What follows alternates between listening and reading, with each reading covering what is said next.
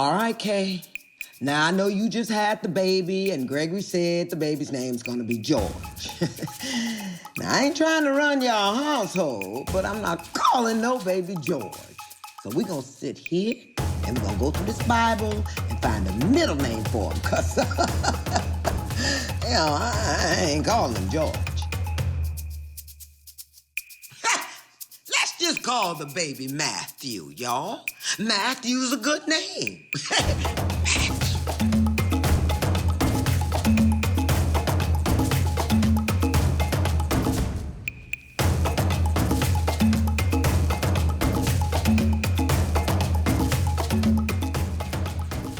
I was 5 years old when my teeth got kicked out. It was my first trauma. But before I get into that, introductions. My name is Matthew Johnson. Well, realistically, my name is George Matthew Johnson, but at the age of 5, I didn't know that yet. I'm from a small city located in New Jersey called Plainfield, about 30 miles from the bright lights of Manhattan. It's a place I once hated, but grew to love as my true home, my only home. My family's been a part of the fabric of the city for more than 50 years. My brother and I grew up middle class, or what black folks were supposed to think was middle class, with Christmases full of gifts under the tree. My little brother and I never wanted for a thing. Family was first for us. My family provided the kind of upbringing and support system that anyone would want their children to have. Unfortunately, my life story is proof that no amount of money, love, or support can protect you from a society intent on killing you for your blackness. As I said, I was 5 years old when my teeth were kicked out. By that age, I already knew I was different, even though I didn't have the language to explain it or maturity to understand fully what different meant. At 5, I wasn't allowed to walk to my grandmother's house, who I affectionately call Nanny, from school by myself. So I walked home with my older cousins, Little Raul and Rasul. I usually walked holding hands with Little Raul while Rasul went ahead. Living so close to the school, I'm sure Nanny never imagined within those 10 minutes, her grandchild's life would be forever scarred. The memory's vivid. You can still smell the air from that day. Sunny, mild, spring-like weather. We were at the corner of Lansdowne and Marshall on the lawn of the corner house when we ran into a group of kids from the neighborhood that I didn't recognize. They had to be my cousins' ages, around 9 or 10 years old. The main kid was white. The other kids were black and white, if memory serves me correctly. My cousins knew who they were, I guessed, because they immediately began arguing. When I sit with this memory, there's no sound in the moment, but I can see it. There were 3 of us, and there were 6 of them. But really, it was 2 on 6, because what did a 5-year-old know about fighting? The arguing kept getting more intense, with my fear growing as the boys got closer in each other's faces. Before I knew it, the argument broke into a fight, and I, the invisible boy, somehow became the biggest target. As my cousin squared up with the 3 boys, 2 others grabbed me by the arms and held me on the ground. I screamed for help, as it was all I could do. The 3rd kid swung his leg and kicked me in the face. Then he pulled his leg back again and kicked even harder. My teeth shattered like glass hitting the concrete. In that moment, I felt nothing. It's as if it were all a dream. And then I felt the pain. I also felt an emotion I had never experienced before. Rage. I didn't fully understand that feeling at the time, had not yet had the pleasure of introducing myself to it. The tears that streamed down my face were no longer about pain. I was now crying tears of anger, tears of rage. Ah! That rage was enough to stop the boy from ever bringing a 3rd kick to my face. I somehow broke free, lunged forward, and bit his leg with the teeth that I had remaining. He screamed so loud as I bit through his jeans. And by this time, my cousins had handled the other 3 boys and saw what had happened to me. They ran toward us, which made my assaulters retreat, and they grabbed my book bag and they said, "Run to the house, Matt!" Sound is now back on in the memory. I can hear myself crying as I ran home. I got to my grandmother's house and I continued to cry. Bloodied mouth, busted lip, and baby teeth knocked out. "What happened?" yelled Nanny. "We got jumped," my cousins explained. Nanny went and got ice and wrapped it in a paper towel, and she told me to hold it to my face.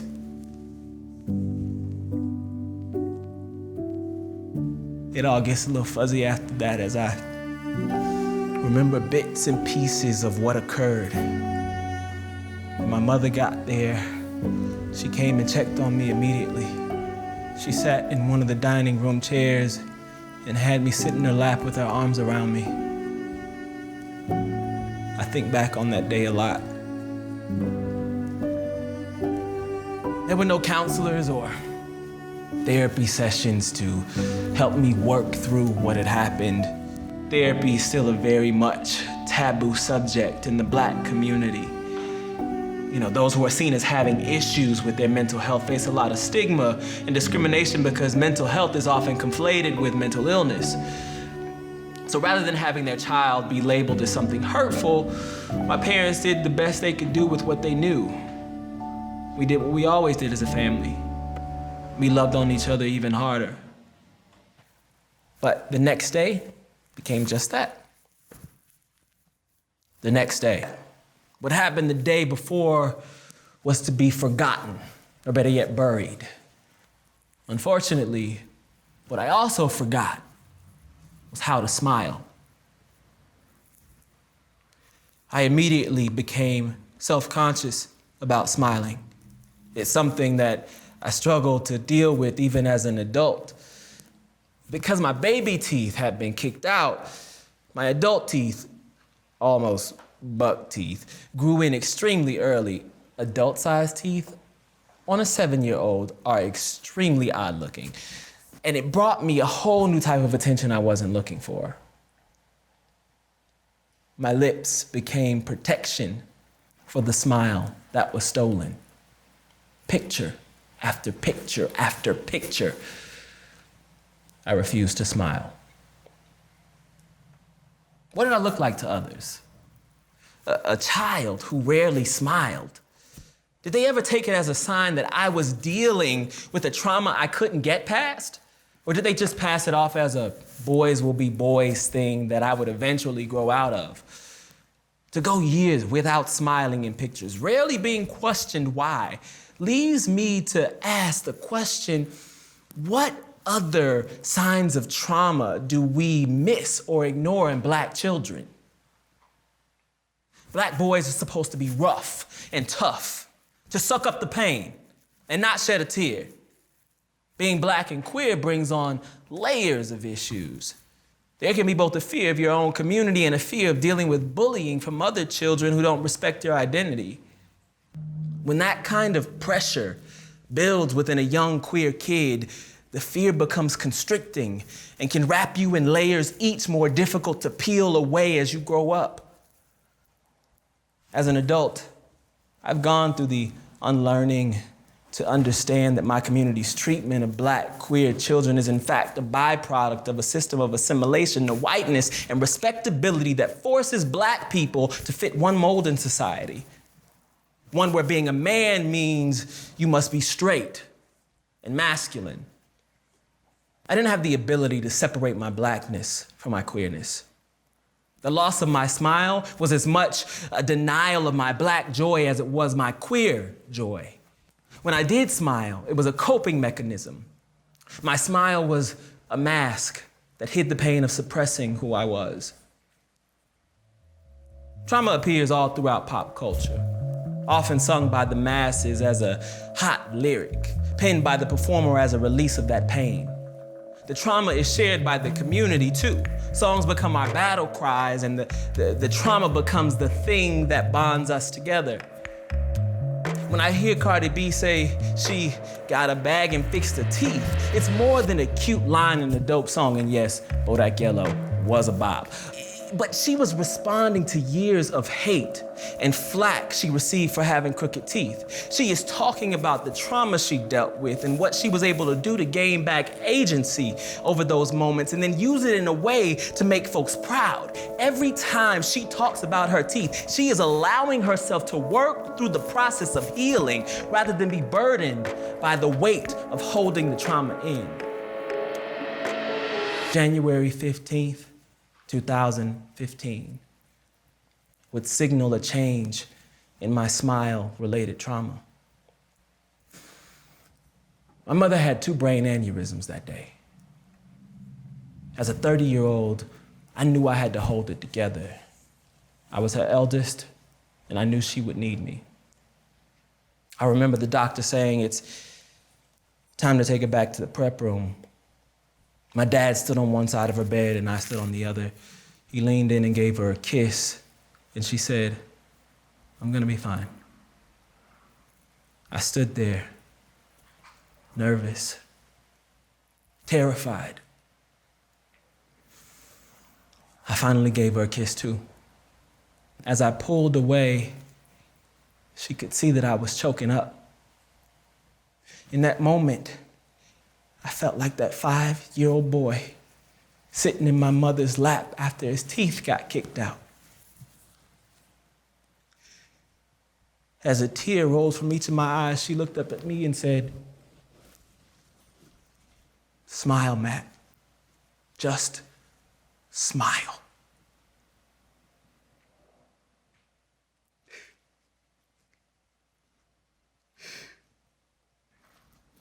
I gave her the biggest smile I ever had since the day I lost it. My mom survived her surgery, and I learned a valuable lesson about holding on to trauma. It is necessary that we do the work to unpack our shit. It's time that we let Black queer boys unpack their shit.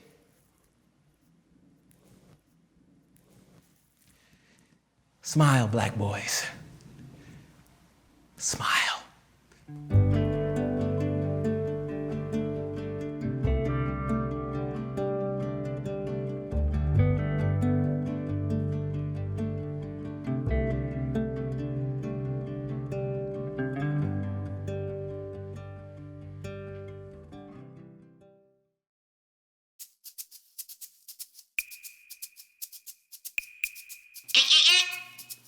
Elbows off the table when you eat in my house. What's taking you so long to play a damn card? Scared money don't make no money, baby. Hey. What'd I tell you about staying out of grown folks' business?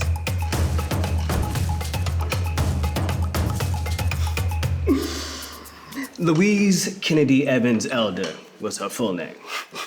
I always thought it was funny that my grandmother had 3 last names. And to the world, she was all of those things. But to me and the other grandkids, she was simply Nanny. She stood about 5'5", a little heavyset, as I've said, with brown skin. She was the baby of 13 kids and stood as the matriarch to our entire family, even though her siblings were still alive and older than her. But when Nanny wanted something done, it got done.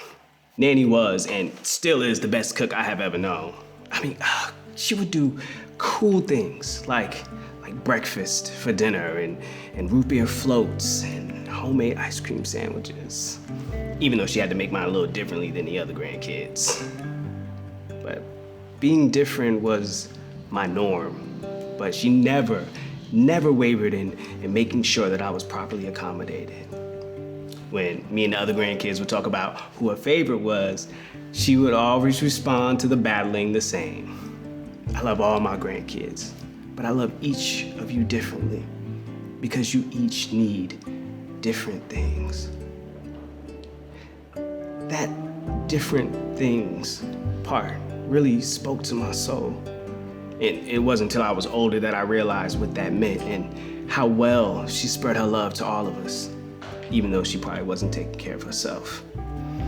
Some of my cousins needed a place to call home as things were rough for their parents. And some of us just needed a stable environment to come home to every day after school as our parents worked long shifts. And then there were some grandkids that just needed tough love and strong rules. And then there was me. A little queer boy, still very unsure of who he was. So I just buried myself in my schoolwork and hid behind my books. You know, what I didn't have in friendships, I could always find in stories. You know, while the other kids were hanging with their respective cliques, I was in the library. I was doing homework or playing Jeopardy on Nintendo. See, then I entered the Gifted and Talented program in the 3rd grade, which separated the smarter kids from those with average grades. See, to Nanny, education was the key. See, her parents weren't educated, so they didn't push it on her. So in turn, she wasn't book educated, so she made sure we took it seriously. Knowing I was smart, my grandmother decided to make me her protege. See, Nanny wasn't just a caregiver and a cook. No. See, Nanny was a hustler. See, mainstream media tends to make the idea of hustling a bad thing. What many to us in the Black community know as hustling gets taught in college business programs as multiple streams of income. My grandmother ran a nursery out of the house where most of the neighborhood kids grew up in. She baked pies and did catering events across the state.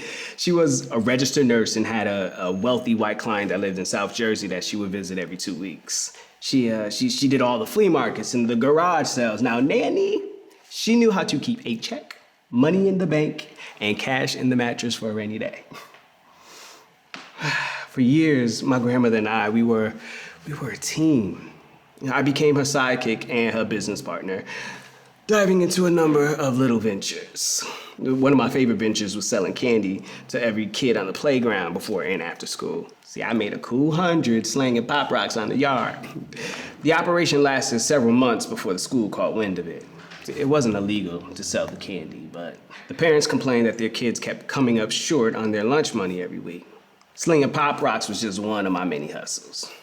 It took me until the end of high school to really realize what she was doing with all the hustling stuff. See, it wasn't simply that she thought I was smart and should learn how to create income. It wasn't simply because she wanted me to be a caring person that gave back to the community. Yes, she wanted all of those things, but more importantly, Nanny didn't want me to be alone. I was becoming isolated around the age of 10, and she saw it. And as hard as I tried to suppress my queer identity and fit in, I just didn't. I mean, sure, I had friends, but not like how my cousin and brothers had friends. And like the natural-born caregiver she was, my grandmother frequently placed me before herself. Even if that meant she was carrying a young child everywhere with her, she wasn't gonna let me be alone. Nanny decided that she would be my circle. And we were in it together. Furthermore, she had been in it before with children like me and our family. So growing up, I had a transgender cousin named Hope, as well as lesbians and gays within the family. My grandmother watched Hope grow up and transition, and I think that helped her to understand what she was seeing in me. She had also seen the damage that happens when children who are different aren't nurtured and loved the same way other kids are. See, when Nanny says, I love each of you differently, she's not saying that I love you less. She's saying that I love you whole as you are. I often think about what it would be like if the world existed with a nanny in each family. You know, why was my Black queer experience one of unconditional love when several others have become the standard of hate and familial violence? How could one family get so right what the rest of the world had gotten so wrong? we should have been the rule, not the exception. Instead, the rule looks more like I'd rather have a dead child than a gay child. But in my home, I had a father who never once said anything about how effeminate I was. My mother, who always knew, put a system of family support in place for me since the age of 2. I had a home because Nanny ensured it. Charity starts at the home. It's one of her favorite sayings. And I know that there are hundreds of other nannies around the world who fight for little black boys and girls and gender nonconforming people who are considered different. They notice the signs and they step in to make sure that those children know that they are loved unconditionally. But Nanny didn't just keep that wisdom for herself. She put that in her children, who in turn put that seed in us. They put that seed in me to now be a voice for every black queer boy who didn't know that there was someone out there fighting for them every day. The way I grew up always knowing that I would have a friend in Nanny is the same way that I hope black queer boys who may never meet me but will hear and see my words know that they will always have a friend in me.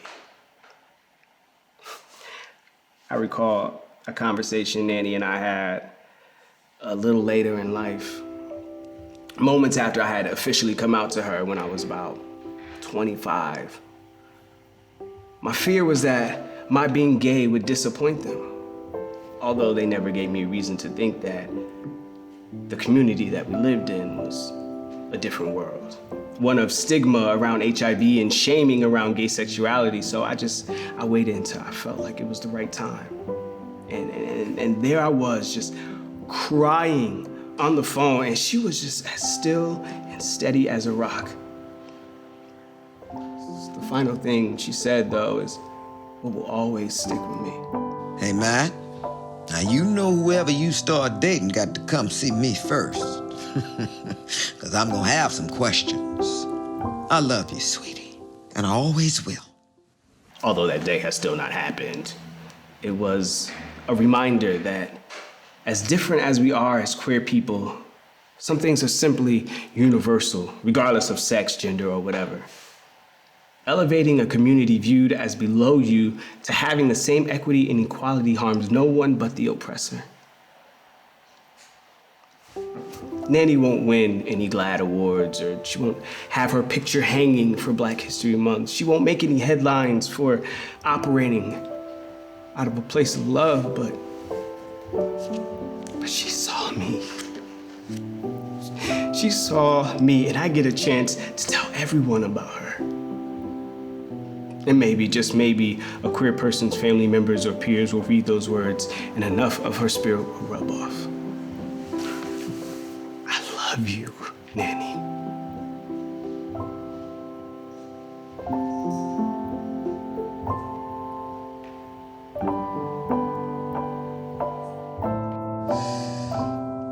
Matthew? Oh, baby, you could never embarrass this family. You know I love you just the way you are. And you know this runs in our family. You ain't the first, and you won't be the last. Don't you ever feel like you can't be yourself in this family. You hear me? All right.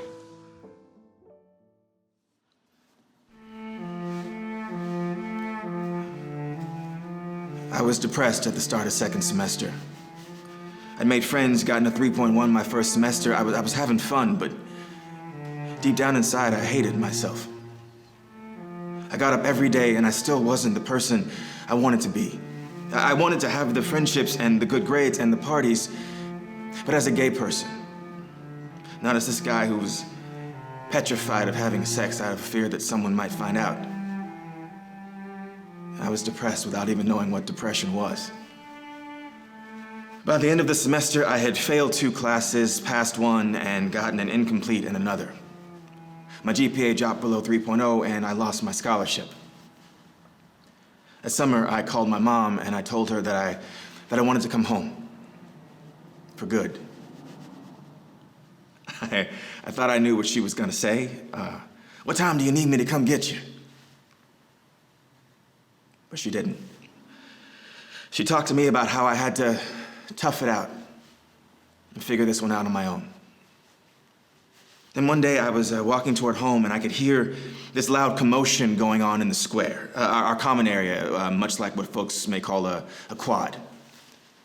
As I walked toward the crowd, I realized there were 700 students circled around the newest initiates of Delta Sigma Theta Sorority, Inc. And the square went hysterical. People were cheering and screaming. I didn't know what I was watching exactly at the time, but I was mesmerized by it all. During this same semester, I befriended a guy named Lawrence, who was also in the same business program that I was in. Me and Lawrence got close as teammates on the Honda Campus All-Stars, which is basically like HBCU Jeopardy. Lawrence and I eventually became really great friends. I remember our friendship being interesting because he was from Detroit, deep-voiced, very masculine, yet my being gay never came up in conversation. He would be one of the only people I befriended who wasn't focused on getting an answer to that question. As we got closer to one another, I found out that he was a part of a fraternity on campus, Alpha Phi Alpha. And I quickly became interested in what a fraternity could do for me. Masculinity, or better yet, my lack of it, was always at the forefront of my mind. Joining a fraternity seemed like a win-win situation. The fraternities were built on principles of masculinity. Lawrence's frat had aims, which were manly deeds, scholarships, and love for all mankind. Manly stuck out to me. It was in stark contrast to the femininity that the sororities presented. I decided I wanted to join Alpha Phi Alpha. I had great grades, was good looking, at least I thought so. And I would be a strong addition to the organization should I be chosen. As an opportunity to be in a leadership position, a part of a movement bigger than myself. I was also looking for brotherhood. The ability to bond with other guys in a platonic way. For me, a fraternity meant gaining the one thing I so longed to have. A masculine ideal attached to me. After I expressed my interest to Lawrence, I didn't hear much about it, so I just kind of let it rest. Then one night at the beginning of the next semester, I got a phone call from an unknown number at about 9:30. Hi, can I speak with George, please? A guy asked nervously. This is George? Well, my name is Charles, and I think I'm your line brother. But now I knew enough about fraternity life that I wasn't sure if it was real or a prank. My heart sank. I'd heard horror stories about pledging, and I wasn't no punk, but I also didn't want to be walking into a setup or an ambush. We talked on the phone for a few minutes, and he gave me an address where I was supposed to meet him. When we walked into the apartment, there were 10 other guys, some that I knew and others I had never seen on campus before. That night, we all got to know each other. We all bonded really hard those 3 months we were online together. Back then, you could say that. Now you have to say membership intake process. So throughout the intake process, we were starting to become more than just friends. We were forming a brotherhood, like a family. I never had a clique growing up. Joining the brotherhood meant I had a connection to these guys for a lifetime. We were all growing together. Some of us were hyper-masculine, while others weren't so much, but for some reason it didn't matter. This was the environment I longed for, one where my effeminate nature didn't matter and folks could see me for the person I was. I'd found that in my line brothers. We were all practicing at my apartment one night for our probate when I had an older brother contact me and, of course, pull that same question I'd gotten my whole life. He was on speakerphone when he shouted, "I heard you were gay. We don't allow that faggot shit in our chapter."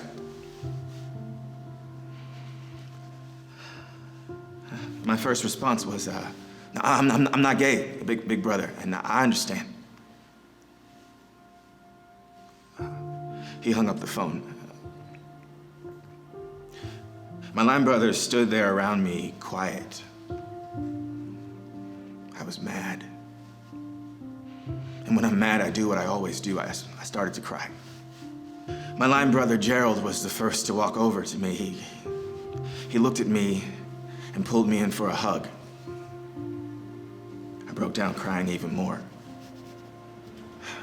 I'm so tired of being called that. The rest of my brothers finally came over and hugged me too. Tough it out, some of them said. We've come too far. And they were right. You know, some of my brothers were hugging themselves that night because they were suppressing their queerness too. Together, we became a much stronger unit. I learned that no matter what happened moving forward, these 8 men would always have my back. Finally, April 7th, 2006 arrived. The day was significant for many reasons. Our fraternity was founded in 1906. Our chapter was established by a founder of the frat in 1907, making us one of the oldest chapters in Black Greek history. I was 7 online, and our fraternity 7 is the jewel number because we had 7 founders. We arrived on campus, and there had to have been 1,000 people waiting for us in that square. We locked up under one another's shoulders, chins on one another's backs, masks on, and began marching toward that square. In front of us was the light of Alpha. Like literally the Alpha sign in lights.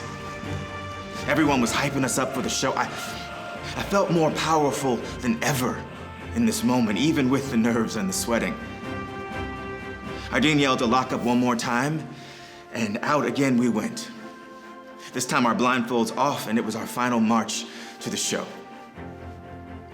We got to the square, the crowd erupted, my dean yelled for us to unlock, and we did. I looked out in front of me, and there was my entire village, all yelling at the top of their lungs, "I see you, number 7!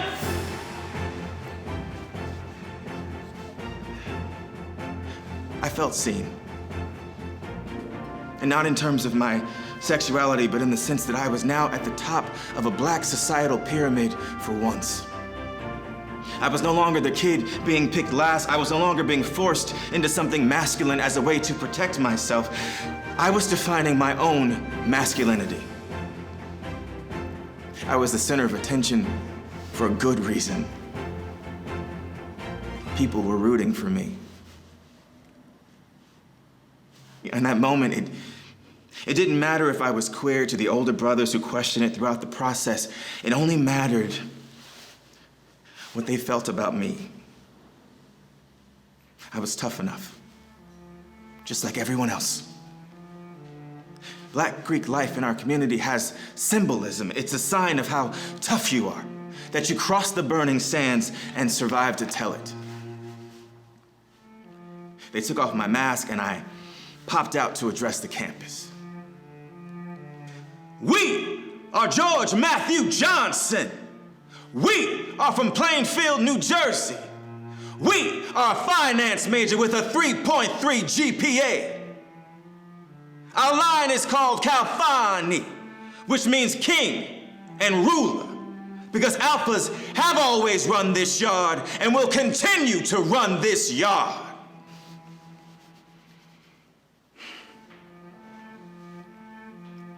That night, I proved to myself that manhood isn't a monolith. That there was a version of manhood, of manly, that looked like me. It would now be on me to become a reflection of Black queer people. I wanted to become someone that future Black queer people could look to and know that their masculinity could be defined on their own terms. I went into it all chasing masculinity. I came out realizing that there was nothing to chase. That the only thing left for me to do was be this person, and in my full truth. It was time for me to begin letting folk into my sexuality and my sexual space while being a member of Alpha Phi Alpha 2. It was time for me to define me.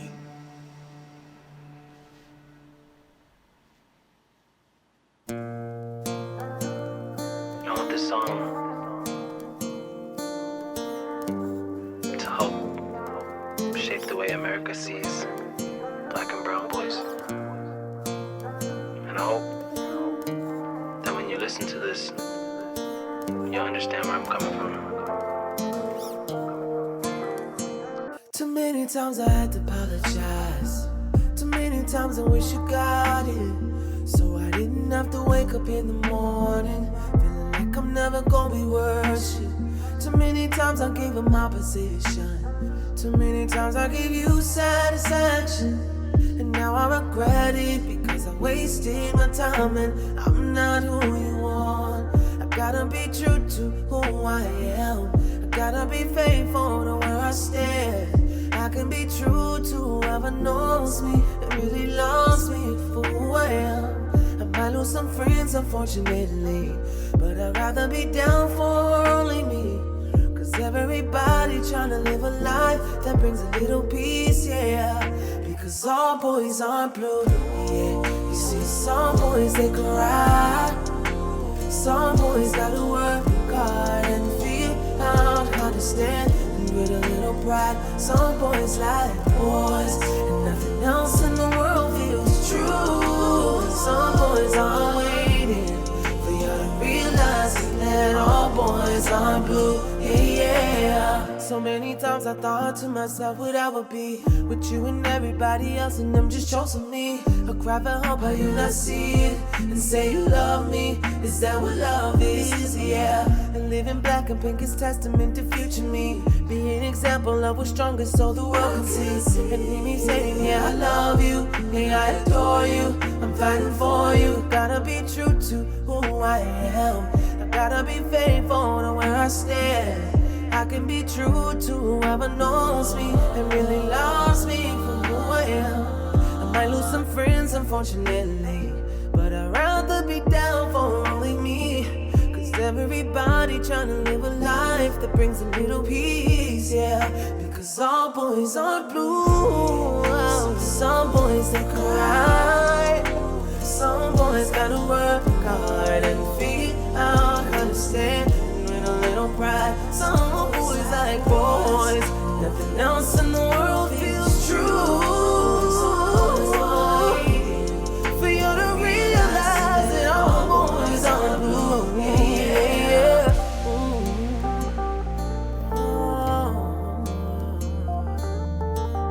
All boys aren't blue, all boys aren't blue.